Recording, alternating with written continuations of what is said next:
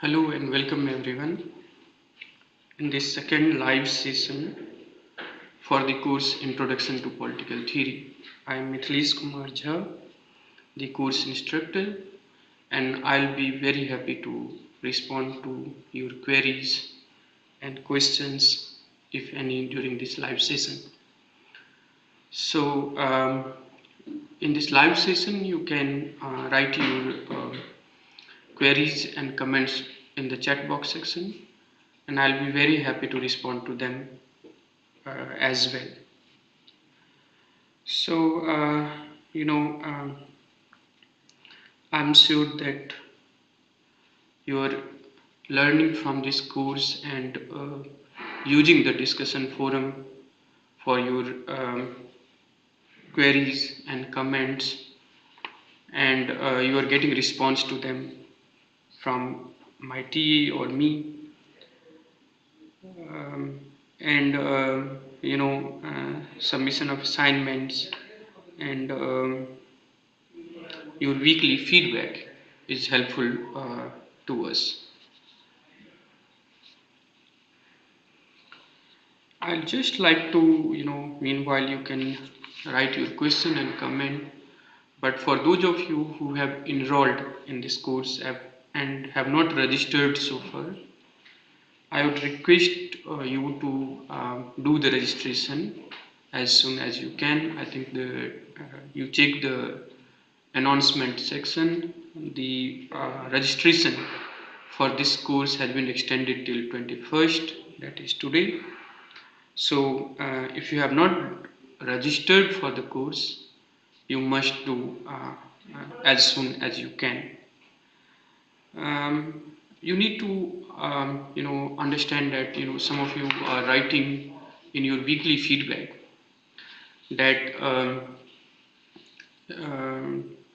some of you have missed one or two assignments for various regions, and can there be some extension, or can you submit it?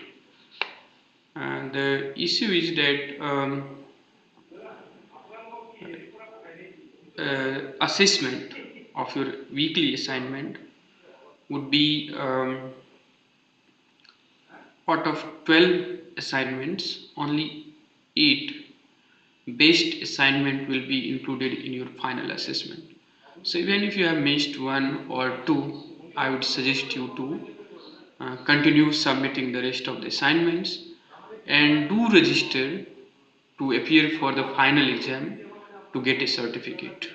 So for the purpose of learning, you can enroll and anyone can enroll, but to get a certificate you need to register, and if you have not done already, I would request you to do it as soon as you can. uh, Again, those of you who have joined just now, I would request you to write your question and comments if any, and I will be very happy to respond to them. However, there are one or two questions which is raised about downloading or any technical glitches that some of you are facing. For example, one learner has written about issue in downloading the lecture. So sometimes it may happen from your side due to internet connectivity or for various regions. But from our end, we have all the videos uploaded on the course portal, which you can download as and when it is convenient for you, and you can watch it whenever it is feasible for you to do so. So all the lectures or study materials are available on the course portal. And what do I mean by the study materials? So you have one lecture. So every week there are 3 to 4 lectures which you can download or watch online whenever it is feasible for you. Besides the video lecture, there is transcription of all the lectures. So you have that in the book format on the course portal if you go. On the left hand side bottom, you will see that icon to download the whole transcriptive video for the course, which you can read. And another question is about the PPT, which you can also download from the course portal. However, if you are facing any problem or if it is not accessible to you, you can write to us. We'll see that it should be made available to you.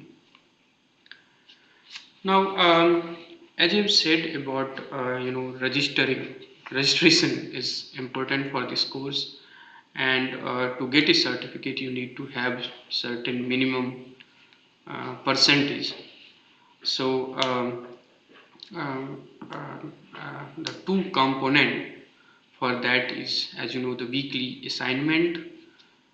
You must have at least 10 out of 25 from the weekly assignment and 30 out of 75 from the final exam. However, to sit for final examination, you need to register for this course. So do the registration, and hopefully this course allow you to understand uh, uh, modern Indian political thought, sorry, uh, to understand introduction to political theory and various themes in some, in some details. Okay. Hi Suganti, good afternoon. Alright, so Suganti, as I have said that all these PPTs are uploaded on your course portal, and from there you can download the PPTs for your reference. So on the same course portal, along with the video lecture and the transcription of the videos, PPTs are also available. Yes, I understand, Suganti, that you need the PPT along with the transcript. So these are available. However, if you are facing the issue in downloading, after this session, I'll check again, and just to ensure, you can write to us also. If it is not available, we'll ensure that on the discussion forum or through email, we should share this PPT with you. So after this live session, I'll check again, and we'll get back to you. Okay. So Suganti is writing that no sir, PPT is not available. Alright Suganti, so let me check after this session. Hopefully it should be, if it is not there, it would be made available to you soon. Alright, thank you.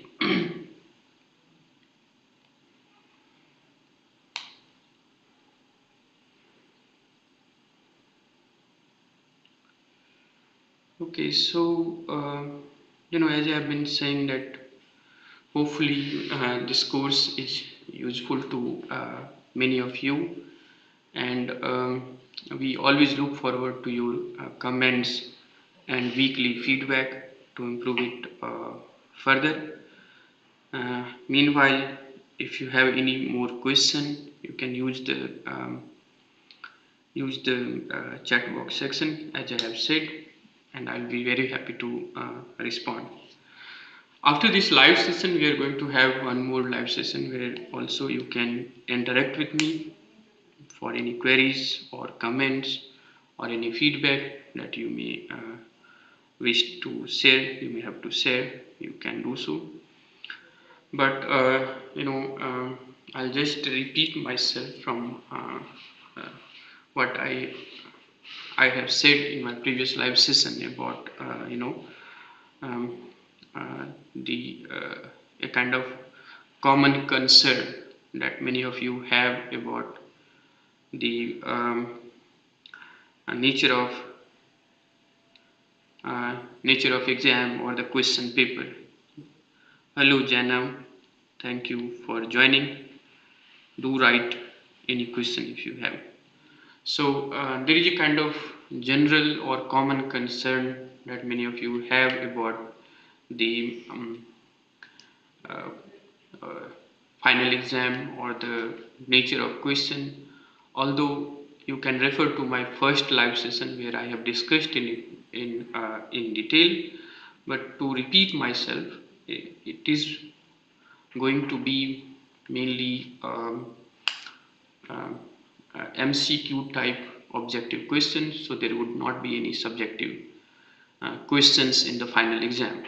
However, the nature of the questions would be of three types basically. So first, you will have a set of questions that would be based on your recall. So if you have watched the video regularly or submitted your assignments, it should be easy for you to respond to those questions. So there would be 10 such questions on the basis of your ability to recall or understand the basic themes or basic ideas discussed in different course module or different lectures. Then there would be a number of questions which would be directly from the assignment.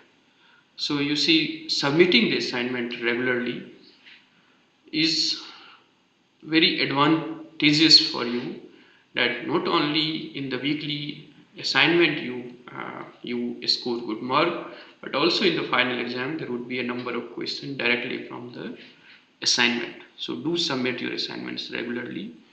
And then there would be the last or the final section in the final exam, which would be mainly based on your comprehension, mainly based to assess your comprehension and understanding of different themes and thinkers that we have discussed in this course.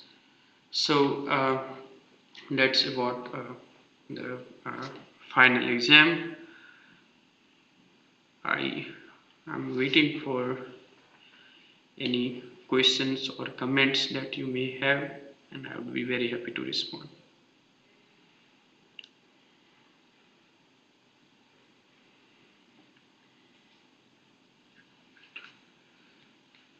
So I'll wait for about 1 minute, and if there are no questions, then we would like to end this live session, and hopefully you will use the discussion forum for your queries and comments if any.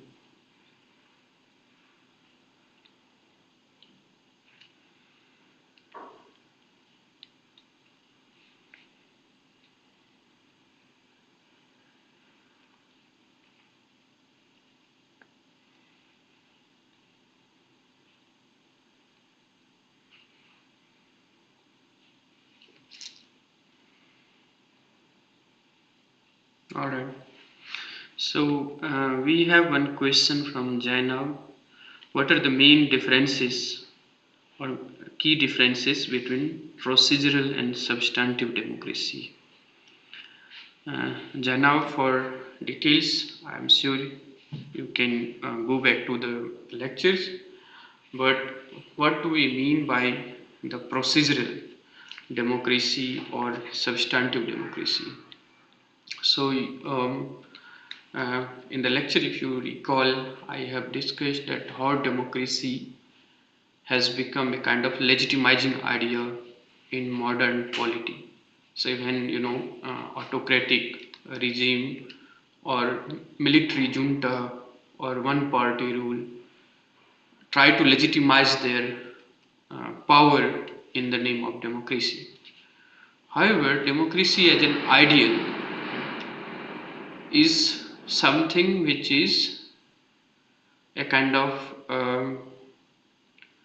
internalizing certain ethos, and that ethos is of, say, political equality or, say, freedom of speech, expression, freedom of religion, freedom of worship, or not to worship at all, or justice.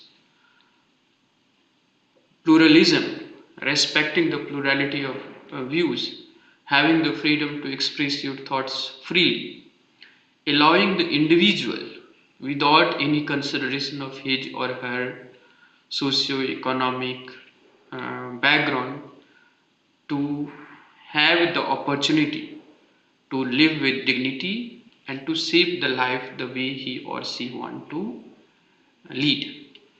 Now, those ideals require a polity to create a space where every individual can lead a life with dignity, where everyone is treated equally without any discrimination, where justice is accessible to everyone without any consideration or without any discrimination on the basis of his or her socio-economic standing. So in that sense, you may have many polities to to assert that they are, yeah, they are democratic in a sense. They have free and fair election. They have a system of government which is based on, say, parliamentary or presidential mode of governance. There are separation of power. So you may have many polities where these procedural, what these procedure like free and fair election means, that the government is elected by the people. But just having free and fair election is not equal to creating a society or creating a polity where everyone can feel safe or be treated equally and can lead a life with dignity. Those ideals require more than procedural form of democracy. For example, in many society, many polity, you may have certain procedural features of democracy like free and fair elections, parliamentary modes of government, or presidential mode of government, or a kind of separation of power, or a constitution, or maybe a judiciary. But these are merely the procedural part of democracy. The substantive part requires creation of a polity where realization of these political ideals like equality, justice, and freedom is made available not just to few or also many, but to each one, and that requires a kind of constant striving for realizing that ideals, or creating the space where everyone, including in most democratic polity, the challenge is between, say, what John Stuart Mill call tyranny of majority. So democracy, by the very nature of its uh, working or functioning, um, put the majority in certain advantageous position. However, the substantive democracy requires that there has to be some safeguard or inbuilt safeguards for those who do not belong to the majority, or in fact those who are in the minority. They should also feel safe and at the same time lead a life with dignity. So those questions are related to substantive issue, and which is related to the terms like deepening of democracy or democratization and so on. So I hope for now that answer your question, Janab. If you have any more question, you are welcome to ask, and you can also use the discussion forum.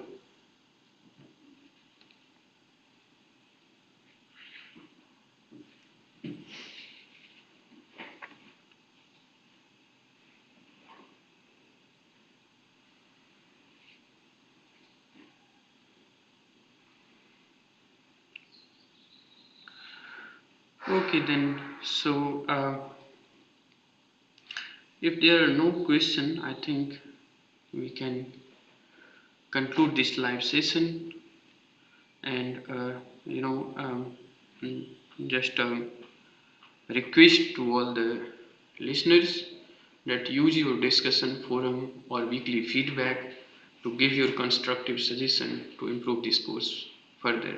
And I hope that this course is enjoyable and you are learning about various issues or themes in political theory such as power, state, sovereignty, governmentality, and so on.